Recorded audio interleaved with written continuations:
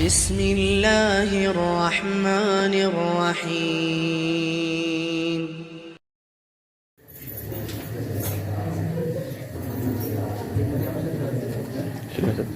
Bismillahirrahmanirrahim. Assalamualaikum warahmatullahi wabarakatuh. Waalaikumsalam warahmatullahi wabarakatuh. Alhamdulillahilladzi anzala ala 'abdihi al-kitaba wa lam yaj'al lahu 'iwaja. Alhamdulillahi fatiris samawati wal ard, ja'ilil malaikati rusulan uli ajnihatin masna wa thulatha wa ruba', yazidu fil khalqi ma yasha', innallaha ala kulli syai'in qadir. وأصلي وأسلم على الرحمة المهداة والنعمة المسداة محمد بن عبد الله وعلى آله وأصحابه ومن اهتدى بهداه إلى يوم القيامة. Alhamdulillah, senantiasa kita memuji Allah Subhanahu wa taala. Kita memuji kesempurnaannya, kesempurnaan nama-nama dan sifat-sifat yang Allah tetapkan untuk dirinya, dan sekaligus memuji kesempurnaan perbuatan-perbuatan Allah Subhanahu wa taala. Semuanya sempurna. Seluruh ketetapan Allah sempurna. Ketetapan berkaitan dengan syariat untuk hamba-hambanya semuanya sempurna. Dan ketetapan berupa takdir yang Allah tetapkan bagi hamba-hambanya itu juga sempurna. Dan dengan kata Alhamdulillah, kita juga bersyukur kepadanya atas limpahan nikmat yang Allah berikan kepada kita semuanya. Nikmat terbesar tentunya adalah hidayah dan taufik darinya Subhanahu wa ta'ala. Karena hanya dengan itu kita bisa tetap berada dalam agama yang lurus dan sempurna ini, dan bisa membuktikan keimanan di dalam hati ini dengan amalan-amalan yang nyata. Baru saja kita diberikan rezeki oleh Allah, diberikan bimbingannya oleh Allah untuk menegakkan sholat 5 waktu, ya salah satu dari sholat 5 waktu yakni sholat maghrib. Dan Allah berikan kita untuk menunaikan sholat maghrib ini dengan berjamaah. Nikmat yang besar sekali. Sepintar apapun orang, sebesar apapun pengetahuan seseorang, sebanyak apapun pemahaman orang terhadap agama, namun ketika tidak mendapatkan bimbingan dari Allah, mustahil ia bisa menjalankan ibadah yang Allah tetapkan untuknya, ya. Kalau hanya dengan modal keinginan saja, tanpa hidayah dan taufik dari Allah, itu mustahil. Seorang yang rumahnya dekat dari masjid pun belum tentu bisa melangkahkan kakinya menuju masjid. Hanya orang-orang yang diberikan hidayah dan taufik dari Allah, itulah orang-orang yang bisa menunaikan sholat wajib 5 waktu dengan berjamaah, hanya dengan bimbingan dari Allah Subhanahu wa ta'ala. Berikutnya salawat dan salam untuk Nabi kita Muhammad sallallahu alaihi wasallam beserta keluarga beliau, para sahabatnya, serta kaum muslimin yang meneladani beliau hingga hari kiamat nanti. Kaum muslimin rahimakumullah, hari ini kita berada di penghujung dari pembahasan bab ke-10 kitab Riyadhus Shalihin min kalam Sayyidil Mursalin, ya, yakni yang disusun oleh Al-Imam An-Nawawi rahimahullah taala. Kita sudah di penghujung bab ke-10. Bab yang hari ini kita bahas, bab ke-10 adalah babul mubadarah ilal khairat wa hasa man tawajjaha li khair ala liqbal alaihi bil jiddi min ghairi taraddud. Singkatnya adalah bab untuk bersegera melakukan kebaikan tanpa ada keraguan. Dan sebagaimana sebelumnya disebutkan tentang ayat-ayat terkait dengan perintah untuk bersegera melakukan amalan kebaikan, di antaranya adalah fastabiqul khairat. Ini adalah firman Allah Subhanahu wa taala yang memberikan perintah kepada hamba-hambanya untuk bersegera dalam melakukan kebaikan. Wasari'u ila maghfiratin min rabbikum wa jannah 'arduhas samawati wal ard u'iddat lil muttaqin. Bersegeralah kalian untuk mendapatkan ampunan dari Allah dan untuk mendapatkan surga yang luasnya seluas langit-langit dan bumi, yang itu disediakan atau disiapkan untuk orang-orang yang bertakwa. Hari ini kita akan melanjutkan pembahasan hadis yang terkait dengan bab bersegera melakukan kebaikan, dan kita masuk ke hadis yang ke-8 dalam bab ini, dan ini adalah hadis yang terakhir.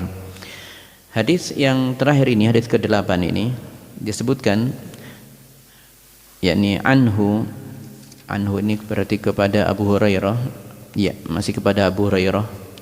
Dari Abu Hurairah radhiyallahu anhu, anna Rasulullah sallallahu alaihi wasallam qala yauma Khaybar, bahwasanya Rasulullah sallallahu alaihi wasallam pernah berkata pada hari menjelang peperangan Khaybar.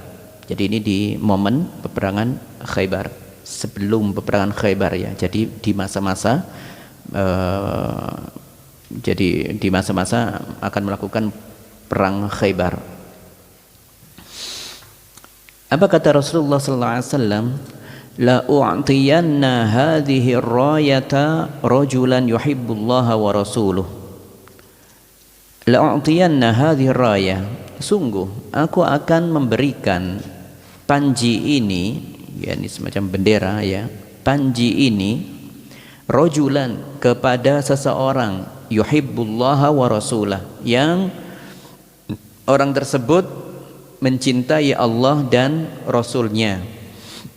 Yaftahullahu ala yadaihi, bahwasanya Allah memberikan kemenangan ya dalam peperangan itu di atas kepemimpinan orang tersebut. Qala Umar radhiyallahu anhu, Umar radhiyallahu anhu berkata, ma ahbabtul imarata illa yawma idzin, sungguh aku tidak pernah berharap untuk ditunjuk menjadi pemimpin perang ya kecuali pada saat itu. Fatasawartu laha roja'a an ud'a laha, dan saya menampakkan diri dengan harapan di dalam hati saya supaya saya yang ditunjuk oleh Nabi sallallahu alaihi wasallam. Fada'a Rasulullah sallallahu alaihi wasallam Ali bin Abi Thalib radhiyallahu anhu, namun ternyata Rasulullah sallallahu alaihi wasallam justru menyebut namanya Ali bin Abi Thalib radhiyallahu anhu. Fa'atahu iyyaha, lalu kemudian Rasulullah sallallahu alaihi wasallam memberikan panji itu kepada Ali bin Abi Thalib, waqala, dan kemudian berkata kepada Ali, imshi, teruslah berjalan kau wahai Ali, wala taltafit, jangan noleh ke belakang, jangan balik badan, lurus saja terus, jangan toleh-toleh ya. Hatta yaftahallah alaik, sampai Allah memberikan kemenangan dalam peperangan ini kepadamu. Fasara Aliyun syai'an, dan kemudian Ali pun segera melangkah ke depan ya. Tidak lama kemudian summa waqafa wa lam yaltafit, kemudian beliau berhenti sejenak, Ali berhenti sejenak, wa lam yaltafit, dan tidak menoleh, tetap pandangan lurus ke depan. Fasarakha, kemudian beliau berkata kepada Rasulullah sallallahu alaihi wasallam dengan suara, dengan mengangkat suara ya supaya terdengar oleh Rasulullah, tapi tanpa melihat Rasulullah yang ada di belakang. Jadi suaranya dikeraskan ke arah musuh, dan harapan ini beliau sedang mengatakan kepada Rasulullah, wahai Rasulullah, ya Rasulullah, ala madza uqatilun nas, atas dasar apa saya ini memerangi orang-orang ini wahai Rasulullah, tolong jelaskan. Qala, maka Rasulullah menjawab,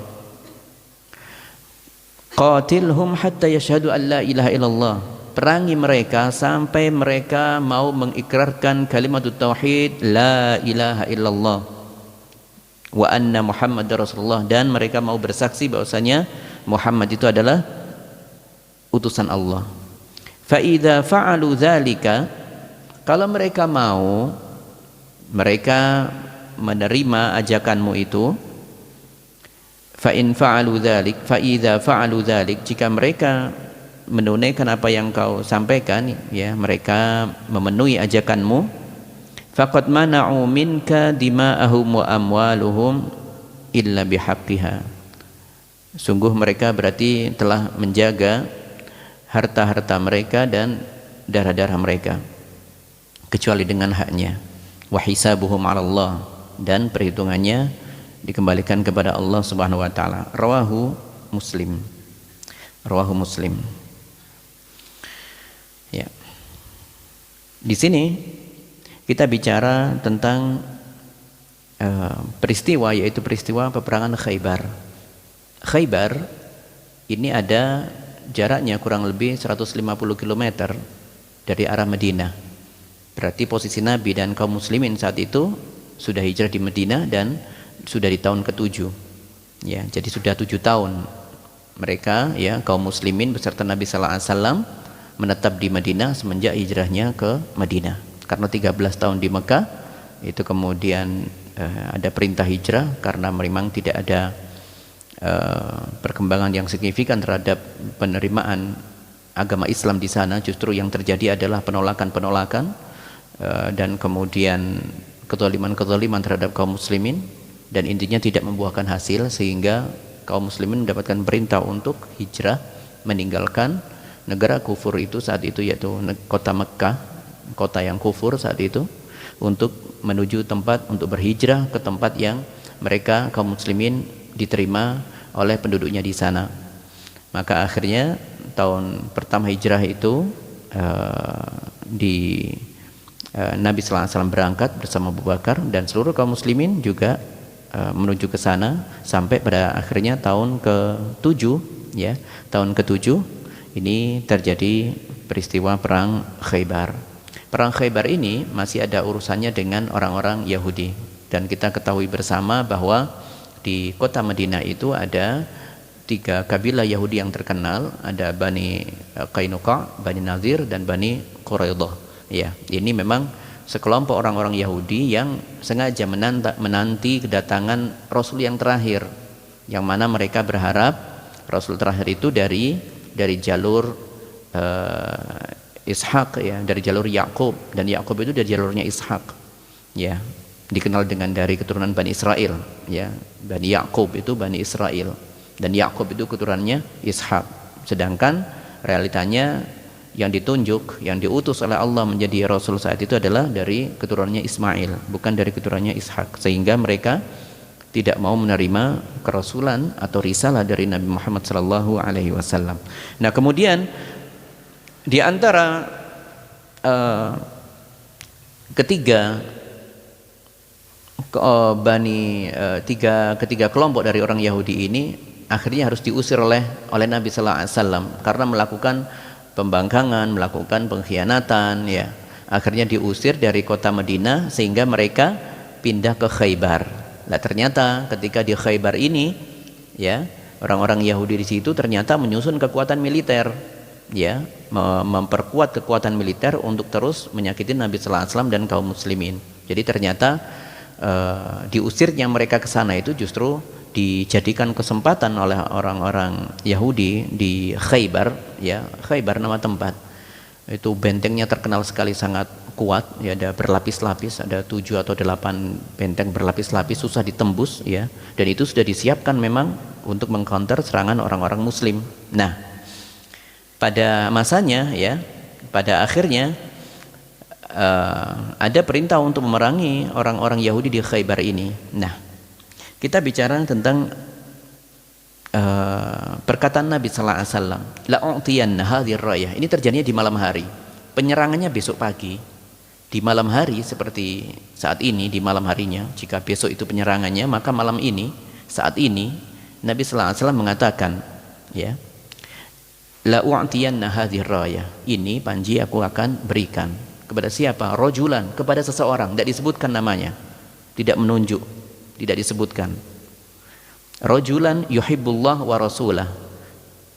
Saya akan memberikan ini kepada seseorang yang dia itu mencintai Allah dan Rasulnya. Dan diriwayatkan dalam riwayat yang lain disebutkan, dan Allah serta Rasulnya mencintai orang tersebut. Ini gelar yang bukan main-main ini, ya. Perkataan dari Nabi sallallahu alaihi wasallam semuanya pasti dari wahyu Allah Subhanahu wa taala. Wa ma yantiqu 'anil hawa in huwa illa wahyun yuha, ya. Jadi apa yang diucapkan Nabi sallallahu alaihi wasallam bukan karena hawa nafsu, bukan kira-kira, bukan. Semuanya dari wahyu Allah. Lah, saat itu Nabi sallallahu alaihi wasallam mengatakan, ini saya akan berikan kepada seorang laki-laki yang dia itu mencintai Allah dan Rasulnya, dan Allah dan Rasulnya mencintai dia. Nah, tentu ini gelar yang sangat mulia sekali, ya, gelar yang sangat mulia sekali. Oleh karenanya di situ kita melihat, setelah mengatakan itu Rasulullah mengatakan yaftahullah ala yadahi, apalagi tambahan ini, nanti perang Khaybar ini akan dibawa atau diberikan kemenangan melalui tangannya pemimpin ini. Laki-laki ini yang saya akan tunjuk ini nanti yang akan memimpin perangnya, dan juga nanti kemenangan ada di atasnya, ya. Allah berikan kemenangan kepadanya. Ya, maka tidak heran saat itu qala Umar bin Khattab, Umar langsung berkata saat itu, ma ahbabtul imarah illa yauma idzin. Sungguh saya itu sebenarnya tidak pernah menginginkan untuk ditunjuk jadi pemimpin perang kecuali hari itu. Setelah mendengar ucapan Nabi tadi itu, saya betul-betul mengharapkan untuk dipilih jadi pemimpin perang di Khaybar itu.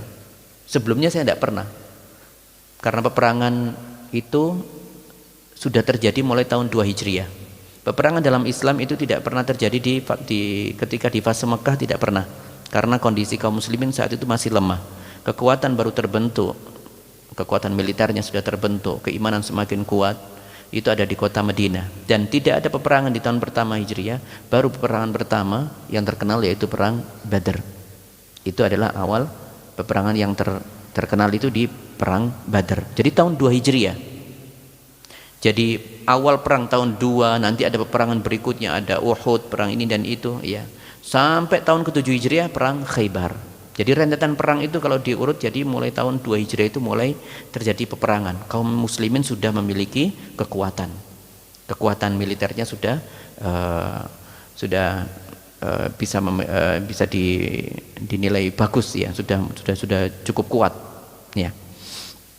Kemudian ini di malam hari mengatakan itu. Di waktu subuh, setelah sholat subuh, ya, Nabi sallallahu alaihi wasallam tentunya ingin memanggil siapa nanti yang akan memimpin perang ini di pagi itu, karena peperangan ini juga di waktu subuh, ya. Jadi subuh, habis sholat subuh, Nabi sallallahu alaihi wasallam menghadap kepada para sahabat untuk menetapkan siapa orang yang akan ditunjuk itu, yang diucapkan semalam itu oleh Nabi sallallahu alaihi wasallam, ya. Maka kemudian fatasawartu laha raja'a an ud'alaha. Maka aku pun, kata Umar bin Khattab, tasawartu itu disebutkan oleh Al-Imam An-Nawawi, artinya adalah sabata mutatalli'an. Jadi seperti begini. Seperti ini supaya dilihat Nabi sallallahu alaihi wasallam. Beliau ada di kerumunan sahabat tapi sholat. Jadi supaya dilihat oleh Nabi, Umar bin Khattab duduk begini. Dengak begini. Harapannya apa? Dalam hatinya harapannya ingin ditunjuk menjadi pemimpin saat itu, ya. Apalagi bukan hanya Umar bin Khattab sebenarnya yang ingin, ya.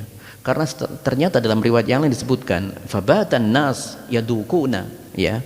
Yadukuna lailatahum ayyuhum yu'taha. Ternyata semalam suntuk itu kaum muslimin yang mendengarkan janji Nabi itu, ya, di waktu malam itu, nanti saya akan berikan panji ini kepada orang yang mencintai Allah dan Rasulnya, dan Allah dan Rasulnya cinta kepadanya. Ternyata semalam suntuk kaum muslimin juga sangat mengharapkan, bahkan mereka tidak tidur, ya. Tidurnya tidak tenang tidurnya, ya, ngobrol sana sini, siapa ya kira-kira, ya. Di balik perkataan, di balik ucapan siapa kira-kira nanti, ya, ternyata di dalam hati mereka sangat menginginkan semoga saya. Seluruh kaum muslimin mengatakan seperti itu, ya. Insyaallah. Ini adalah hal yang sangat bergengsi ini, ya, sangat diharapkan oleh setiap kaum muslimin saat itu, ya. Qala Rasulullah sallallahu alaihi wasallam, kemudian Abu Hurairah melanjutkan, fada'a Rasulullah sallallahu alaihi wasallam Ali bin Abi Thalib fa'atahu iyyaha. Kemudian ternyata yang dipanggil oleh Rasulullah itu adalah Ali bin Abi Thalib. Diriwayatkan dalam riwayat yang lain, Nabi sallallahu alaihi wasallam memanggil, "Aina Ali bin Abi Thalib?" Langsung menyebut namanya, "Aina Ali?" Mana Ali bin Abi Thalib? Maka ada yang mengatakan, "Ya Rasulullah, huwa yashtaki ainaihi." Beliau sekarang Ali bin Abi Thalib dalam keadaan sakit mata, ya. Maka Rasulullah mengatakan, "Fa arsilu ilaihi." Jemput Ali, jemput dia, ya. Fa'utiya bihi, kemudian akhirnya Ali bin Abi Thalib dijemput oleh beberapa kaum muslimin, kemudian menghadap kepada Nabi sallallahu alaihi wasallam. Fa basaqa Rasulullah sallallahu alaihi wasallam fi ainaihi wa da'a lahu fa bara'a hatta ka'an lam yakun bihi waja' fa'atahu ar-rayah. Kemudian Nabi sallallahu alaihi wasallam meludahkan, ya, meludahi kedua mata Ali bin Abi Thalib dan berdoa kepada Allah untuk kesembuhannya. Ya Allah, sembuhkanlah kedua mata Ali bin Abi Thalib. Fabara'a, kemudian saat itu juga kedua matanya sembuh. Ka'allam yakun bihi waja', seolah-olah tidak pernah ada sakit mata sebelumnya yang dirasakan oleh Ali bin Abi Thalib. Ludahnya Nabi, khusus untuk Nabi saja. Ya. Tidak perlu minta ke manusia yang lainnya, ya. Tidak perlu. Tidak ada barokahnya, ya. Yang ada penyakit. Ya, ada kumannya yang ada. Ini hal yang khusus untuk Nabi sallallahu alaihi wasallam. Wa fa'atahu ar-rayah. Kemudian Nabi sallallahu alaihi wasallam menyerahkan bendera itu kepada Ali bin Abi Thalib. Dah, pembahasannya ada di sini, ya. Pembahasan bersegera dalam beramal saleh itu ada di sini. Jadi di kisah ini ditunjukkan bahwa Umar bin Khattab, orang yang sangat bersegera menyambut ini, ya, ingin ditunjuk, subhanallah, ingin ditunjuk sampai dangak-dangak bahasa kita, ya. Wasaba itu sebenarnya artinya meloncat, ya, melompat kecil, melompat. Bisa dibayangkan, ya, melompat, kemudian mutatalli'an sambil melihat ke arah Nabi. Bisa dibayangkan itu, ya. Supaya apa? Supaya dilihat sosoknya oleh Nabi. Ini pembahasan kenapa Imam An-Nawawi rahimahullah ta'ala menyebutkan hadis ini di akhir atau sebagai penutup dari pembahasan al-mubadarah fil khairat, bab bersegera untuk melakukan kebaikan. Semangatnya Umar bin Khattab sampai apa? Dangak-dangak seperti itu beliau radhiyallahu ta'ala anhu, ya. Beliau ingin ditunjuk, ya. Beliau ingin ditunjuk. Ini menunjukkan semangat beliau yang luar biasa, ya, untuk mengejar kebaikan. Tapi hasilnya bagaimana hasilnya? Apakah sia-sia? Realitanya memang yang ditunjuk ternyata Ali bin Abi Thalib. Poinnya di sini adalah ternyata orang yang ingin melakukan kebaikan pun itu ternyata tidak bisa lepas dari taufik dan hidayah dari Allah Subhanahu wa taala, dari masyiatullah, kehendak dari Allah Subhanahu wa taala. Tidak bisa orang hanya mengandalkan keinginan saja. Orang punya ilmu agama, punya fikih yang kuat misalnya tentang masalah sholat, keutamaan sholat berjamaah dan sebagainya. Rumah sudah dekat. Berapa langkah, 10 langkah sudah sampai ke masjid. Apakah menjamin dia bisa sholat ke masjid 5 waktu yang laki-laki seperti itu? Enggak ternyata. Ya, masih ada faktor lain yang ternyata itu menentukan seorang bisa melakukan itu kebaikan atau tidak, yakni taufik dan hidayah dari Allah. Makanya kita selalu meminta kepada Allah Subhanahu wa taala, selalu berdoa. Ketika kita terbesit keinginan untuk melakukan kebaikan, dan kita harus selalu meniatkan diri kita, ya, mendorong diri kita untuk selalu berada di dalam kebaikan. Makanya di antara doa yang diajarkan Nabi sallallahu alaihi wasallam, Allahumma inni as'aluka fi'lal khairat wa tarkal munkarat. Ya Allah, hamba mohon kepadamu, berikan hamba rizki untuk bisa melakukan kebaikan-kebaikan dan supaya kami bisa meninggalkan kemungkaran-kemungkaran. Jauhkan kami dari kemaksiatan, ya Allah. Kami mohon itu, ya Allah. Allahumma inni as'aluka fi'lal khairat. Ya Allah, berikan rizki kepada kami, kepada saya untuk bisa melakukan amal-amal saleh, amal-amal kebaikan, wa tarkal munkarat, dan untuk meninggalkan kemaksiatan dan kemungkaran-kemungkaran. Selalu berdoa seperti itu. Dan jangan lupakan doa, jangan lupakan juga untuk minta hidayah. Kata kuncinya ada di hidayah itu. Nikmat terbesar yang tidak akan bisa diganti, hidayah. Makanya setiap sholat kita pasti minta hidayah. Ya, bahkan di luar Al-Fatihah yang selalu kita baca, setiap rakaat kita membaca minta hidayah itu, ihdinas siratal mustaqim. Itu minta hidayah. Belum lagi di waktu duduk di antara dua sujud, Rabbi firli warhamni wajburi wahdini, minta petunjuk. Tambah lagi, Allahumma inni as'alukal huda di waktu kalau salat sunnah misalnya, di waktu sujud, di waktu sebelum salam berdoa, Allahumma inni as'alukal huda wat tuqa wal afaf wal ghina. Ya Allah, kasih beri hamba ini petunjuk, beri hamba ketakwaan. Petunjuk itu supaya kami bertakwa. Seperti itu. Masya Allah ya. Namun apakah keinginan Umar di sini kemudian sia-sia niatnya? Tidak, tidak ada kata sia-sia. Semua amal nanti pada hari kiamat disebutkan dalam surat At-Tariq, yauma tublas sarair, hari di mana semua rahasia akan ditampakkan. Artinya kaum muslimin bahwasanya semua manusia nanti ketika hari kiamat, hari diberdirikan itu, kemudian pada hari hisab, hari dihisab itu, yang dihisab apanya? Amal-amalannya. Amal apa saja?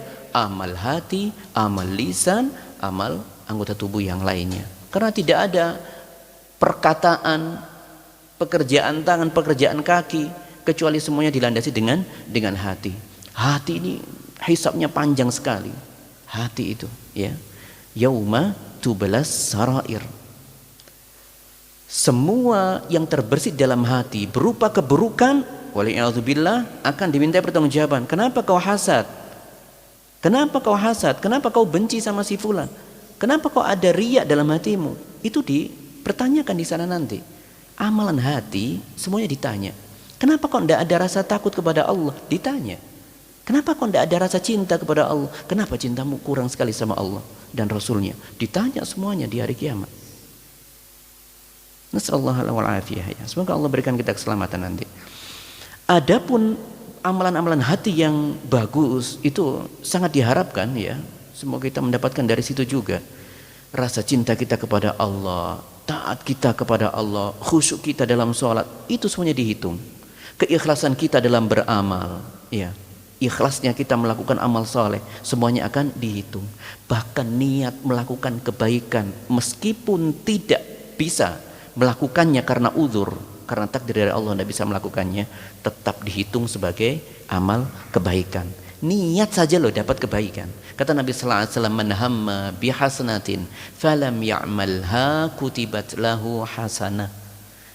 Siapa yang meniatkan dalam hatinya melakukan kebaikan, ternyata qadarallahu ma syaa fa'al, Allah punya kehendak lain, Allah kasih uzur tidak bisa menunaikannya, dapat pahala. Dapat pahala. Umar bin Khattab seperti ini tadi, dapat pahala, dapat, dia punya keinginan untuk melakukan itu. Ingin ditunjuk, ingin mendapatkan gelar. Bayangkan, ini manusia yang mencintai Allah dan Rasulnya, dan Allah Rasulnya mencintai dia. Ini gelar yang luar biasa ini. Siapa tidak ingin? Umar bin Khattab ingin mendapati itu. Tapi ternyata itu yang ditunjuk adalah Ali. Dan sekali lagi pembahasan hadis ini, titik pembahasannya ada di masalah Umarnya, bukan di Alinya bin Abi Thalib. Memang kisah ini adalah kisah yang menunjukkan keutamaan fadilah ya, keutamaan dari Ali bin Abi Thalib, keutamaan beliau radhiyallahu anhu. Tetapi hal yang paling dekat, kenapa Imam Nawawi menyebutkan ini dalam bab bersegera dalam melakukan kebaikan, adalah justru pada Umar bin Khattab radhiyallahu anhu, bukan di sisi Alinya. Kemudian dipilihnya Ali, untuk tidak disalahpahami di sini bahwa dipilihnya Ali di sini bukan menunjukkan bahwa Ali itu lebih mulia dari Abu Bakar, apalagi dari Umar bin Khattab, dari Utsman bin Affan. Tetap nomor satu Abu Bakar, tidak ada yang menggantikan itu. Abu Bakar, kemudian yang berikutnya Umar, berikutnya Utsman, baru Ali. Tapi poinnya di sini adalah setiap Khulafaur Rasyidin ya, setiap sahabat memiliki fadilah masing-masing, memiliki keutamaan masing-masing. Tidak bisa kemudian diaduk mana yang lebih mulia, ini semuanya memiliki kemuliaan.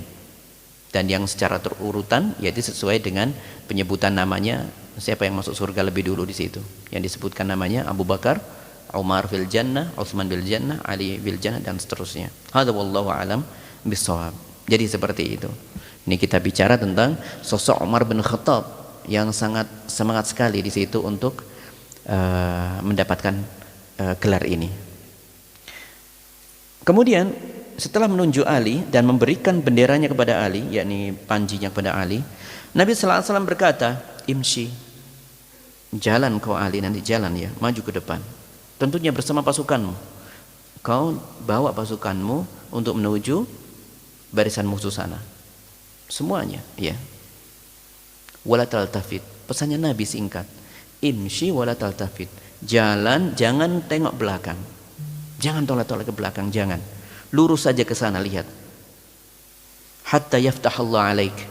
Sampai nanti Allah memberikan kemenangan untukmu. Perintahnya sederhana. Jalan, jangan tengok ke belakang. Lurus saja, lihatnya lurus ke arah musuh. Jangan toleh kanan kiri. Jelas perintahnya ya. La taltafit itu jangan menoleh. Menoleh bisa kanan, bisa kiri, bisa juga ke belakang. Jangan lakukan itu pokoknya.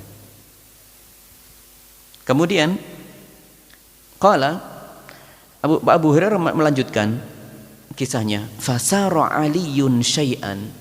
Ali pun berjalan menuju arah musuh, ya.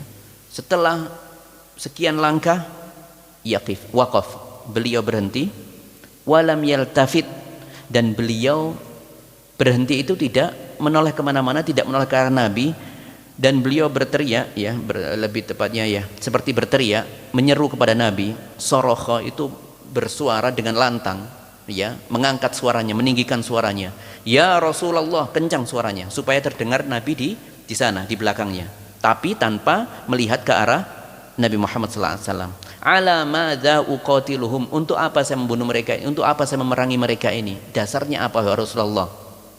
Tapi poinnya di sini, lihat, kita melihat bagaimana sikap Ali ketika mendengar perintah dari Nabi SAW. Dapat perintah dari Rasulullah SAW untuk maju dan tidak tengok kemana-mana, langsung dilakukan oleh Ali bin Abi Thalib ini. Ya. Bahkan ketika mau bertanya, Nabi tahu, Ali tahu Nabi posisinya di belakangnya, tapi beliau tidak mau menoleh ke arah Nabi. Lihat bagaimana sahabat, ya, ini diwakili oleh Ali bin Abi Thalib, dan termasuk para sahabat kaum muslimin yang lainnya di belakangnya Ali itu. Tidak ada yang melihat ke arah Nabi. Ali bin Abi Thalib begitu memuliakan perintah Nabi. Ada perintah, ya sudah dilakukan. Tidak tanya-tanya kepada Nabi. Wahai Rasulullah, tidak boleh saya ngelirik sedikit. Tidak ada seperti itu. Ya sudah, apa yang disampaikan Rasulullah langsung dilaksanakan. Zaman sekarang beda, zaman sekarang, ya. Kita lihat bagaimana, kalau ingin melihat bagaimana kesungguhan para sahabat kaum muslimin zaman dahulu ketika dapat perintah langsung laksanakan. Tidak ada menuruti hawa nafsunya untuk ini. Sebenarnya bisa saja Ali untuk menoleh, tapi beliau ingat, la taltafit, jangan noleh-noleh, ya.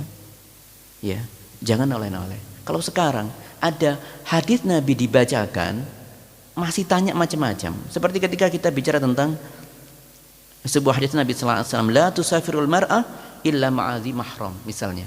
Jangan seorang wanita itu bepergian melakukan safar, ya, tanpa mahramnya. Yang dicari apa?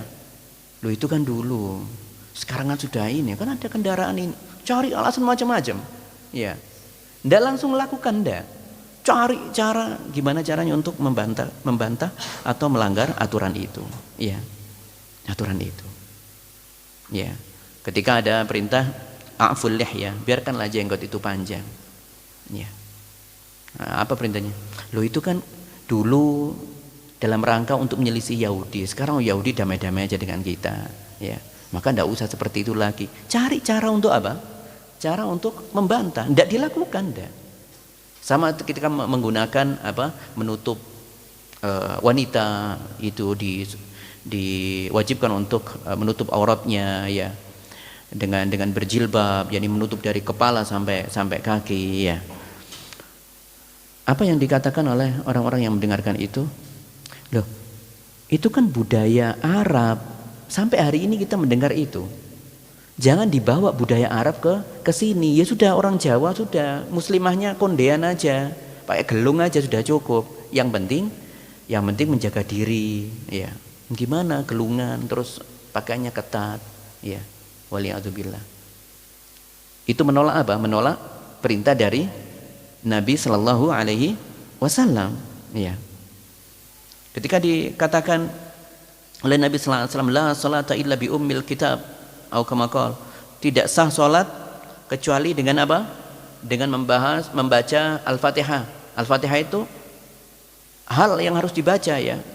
Hal yang harus dibaca ya. Rukun di antara hal yang harus dibaca. Kalau tidak dibaca Al-Fatihah maka hukumnya batal salatnya. Dia mengatakan apa? Oh, cuma enggak sempurna aja kok ya. Enggak sempurna katanya. Itu orang-orang dulu. Kalau Ali bin Abi Thalib coba, perintahnya sederhana. Jangan noleh, jalan terus, jangan noleh ke belakang. Akhirnya beliau mengangkat suaranya dan mengatakan kepada Nabi, wahai Rasulullah, ya Rasulullah, ya Rasulullah, ala ma uqatiluhum, ala madza uqatilun nas. Untuk apa saya memerangi orang-orang ini, ya. Jadi seperti itu. Kalau sekarang orang banyak menuruti hawa nafsunya, bahkan mencari tafsirnya macam-macam ya, mau mentafsirkan atau menakwilkan lebih tepatnya, ingin mensyarah hadis dengan hawa nafsunya sendiri, dikaitkan dengan kepentingan politiknya, dengan hal-hal yang melekat pada dirinya, dengan organisasinya, apalagi orang-orang yang fanatik, waliyadzubillah ya, Allah musta'an ya. Jadi ada orang-orang yang melakukan hal seperti ini. Nah, kemudian kata Nabi sallallahu alaihi wasallam melanjutkan, qatilhum, perangi mereka hatta yashhadu alla ilaha illallah wa anna muhammadar rasulullah. Perangi mereka sampai mereka mau bersaksi bahwasanya la ilaha illallah, tiada sesembahan yang berhak disembah kecuali Allah, wa anna muhammadar rasulullah, dan Muhammad itu adalah utusan Allah. Ya. Dan beliau kemudian melanjutkan, fa idza fa'alu dzalik, kalau mereka mau menuruti apa yang kau serukan itu untuk bersyahadat, faqad mana'u minka dima'ahum, sungguh mereka telah menjaga kehormatan harta-harta darah mereka, wa amwalahum, dan harta-harta mereka darimu. Artinya kamu tidak boleh memerangi Ali kalau mereka sudah berucap syahadatu alla ilaha illallah wa anna muhammadar rasulullah. Syahadat itu harus syahadatain, tidak bisa syahadat saja. Orang bersyahadat harus satu paket, syahadatain, tidak bisa hanya la ilaha illallah saja tanpa kemudian mempersaksikan bahwasanya Muhammad adalah utusan Allah, tidak bisa. Harus la ilaha illallah dan Muhammad sallallahu alaihi wasallam adalah utusan Allah. Asyhadu an la ilaha illallah wa anna muhammadan rasulullah atau muhammadan abduhu wa rasuluh. Ini satu paket ya. Jadi kalau kita melihat bunyal Islam ala khams ya, rukun Islam itu dibangun atas 5 perkara. Syahadatu alla ilaha illallah wa anna muhammadar rasulullah. Kalau kita sederhanakan, itu adalah mengucapkan 2 kalimat syahadat. Jadi bukan syarat masuk Islam itu bersyahadat, enggak.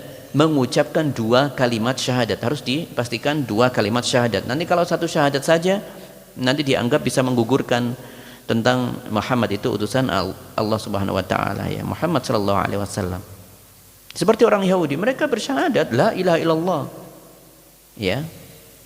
Hanya tidak mengatakan anna Muhammadan rasulullah, sama dengan orang-orang pengikutnya Nasrani ya. Nasrani juga begitu. Mereka mengatakan la ilaha illallah, bertauhid. Tapi kemudian tidak mengatakan Muhammad Rasulullah, enggak. Itu kesalahan mereka ada di sana. Baik.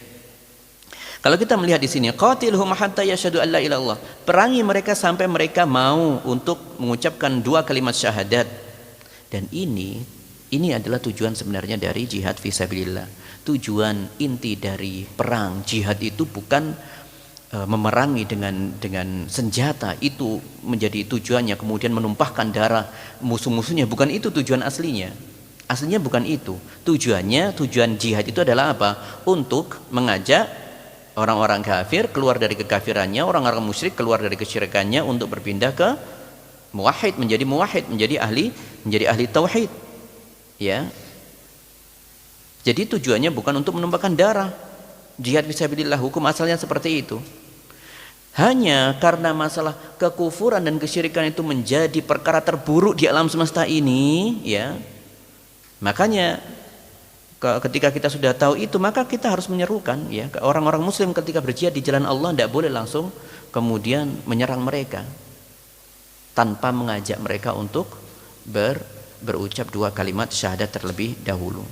Makanya yang dipesankan Nabi sallallahu alaihi wasallam, jalan ke sana, tidak usah noleh ke belakang, jangan toleh-toleh kemana-mana wahai Ali, kemudian ajak mereka untuk mengucapkan 2 kalimat syahadat.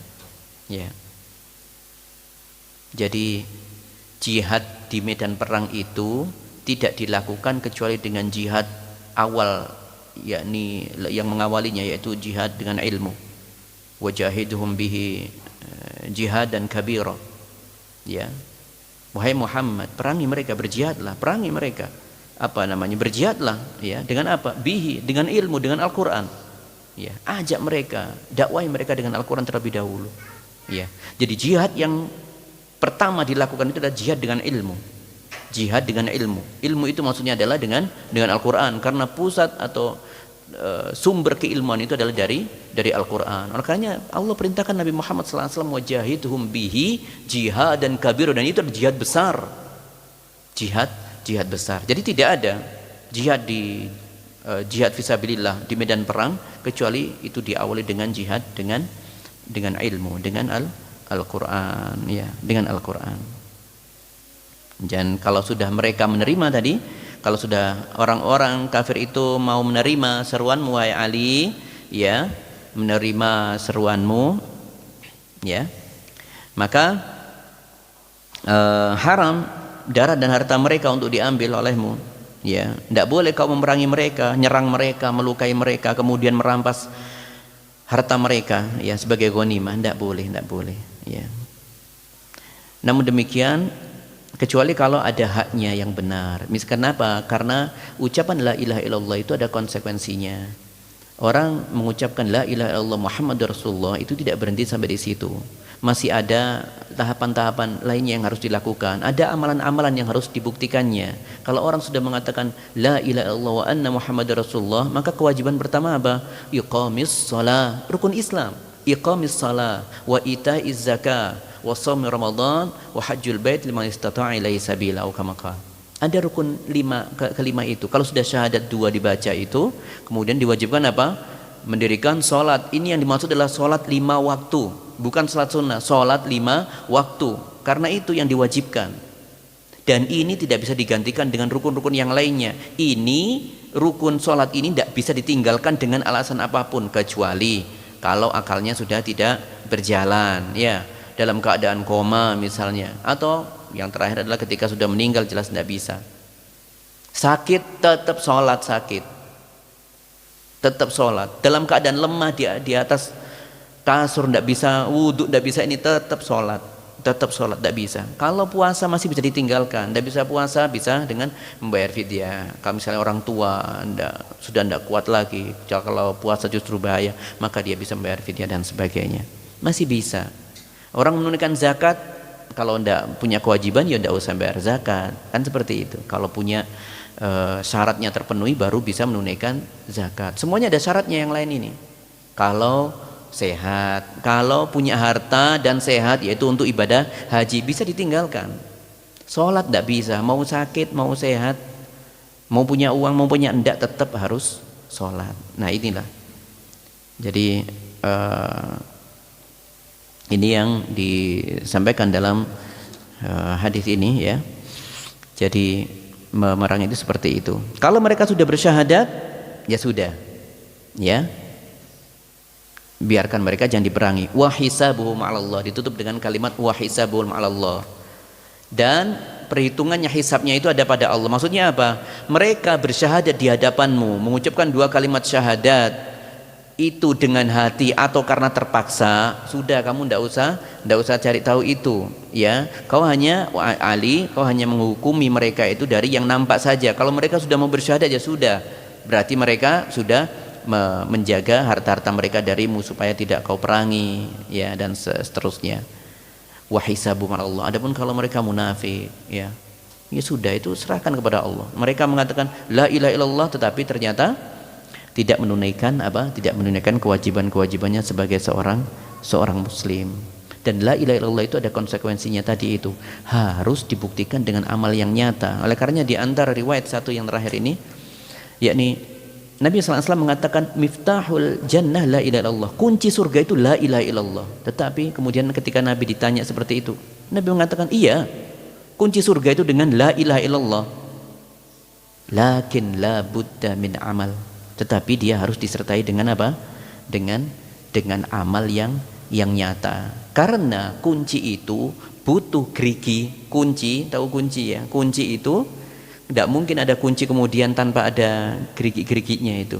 Gerigi-geriginya itu adalah ibarat sebagai amalnya. Orang punya kunci tidak ada gerigi-geriginya, ya tidak bisa buka pintu. Seperti itu analoginya.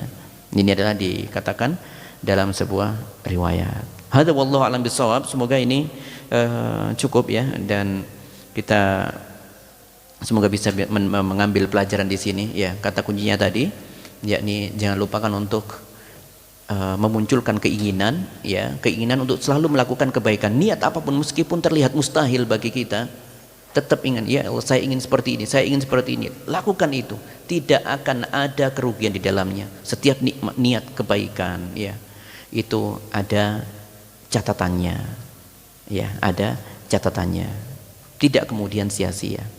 Apalagi niat melakukan kebaikan itu tidak ada sia-sianya ya. Hadza wallahu a'lam bishawab. Semoga kita bisa meneladani sosok dalam kisah yang kita bahas ini, yaitu tentunya adalah sosok dari Umar bin Khattab dalam menunjukkan sikapnya bersegera dalam melakukan kebaikan dan semangatnya untuk melakukan kebaikan.